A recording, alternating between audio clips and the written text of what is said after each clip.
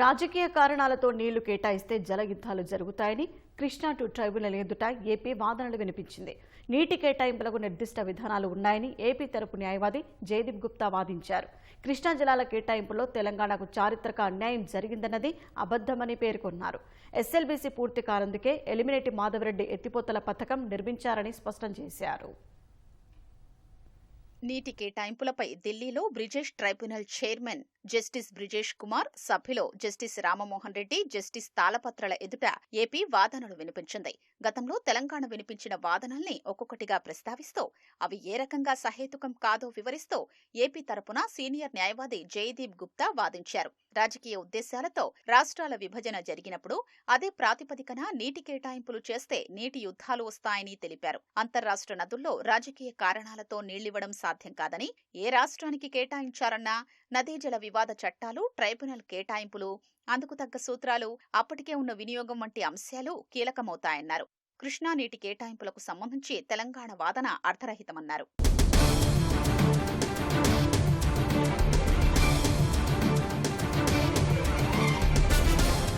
తుంగభద్ర నీటి కేటాయింపుల్లో తమకు చారిత్రక అన్యాయం జరిగిందంటూ తెలంగాణ చేసిన వాదన తప్పని జయదీప్ గుప్తా తెలిపారు. 1944లో జరిగిన ఒప్పందం ప్రకారం మద్రాస్, హైదరాబాద్ కు సమానంగా జలాలు కేటాయించారన్న వాదనలో నిజం లేదన్నారు. ఆ ఒప్పందం ఉద్దేశం ఆర్డీఎస్, కేసీ కాలువలకు సహాయం అందించడమేనన్నారు.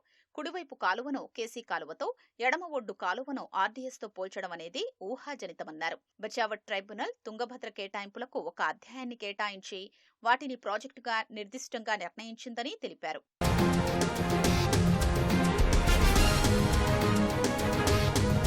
ఉమ్మడి ఏపీలో 10 ఏళ్ల కాలంలో శ్రీశైలం ఎడమగట్టు కాలువ పూర్తి కాలేదని, ఆ తర్వాత తెలంగాణ రాష్ట్రం ఏర్పడి 10 ఏళ్లైనా ఆ ప్రాజెక్టును పూర్తి చేసుకోలేకపోయారని వివరించారు.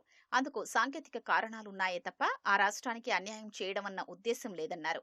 ఎస్ఎల్బీసీ పూర్తి చేయనందువల్లే ఎలిమినేటి మాధవరెడ్డి ఎత్తిపోతల ఏర్పాటు చేసి అవే ప్రయోజనాలు అందించారని, ఇందులో అన్యాయం ఎక్కడ జరిగిందని ప్రశ్నించారు.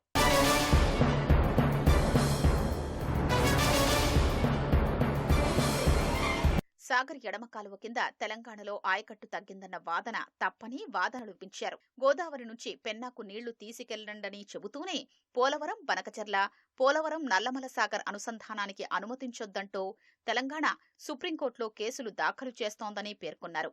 ఇదేం తీరని ప్రశ్నించారు.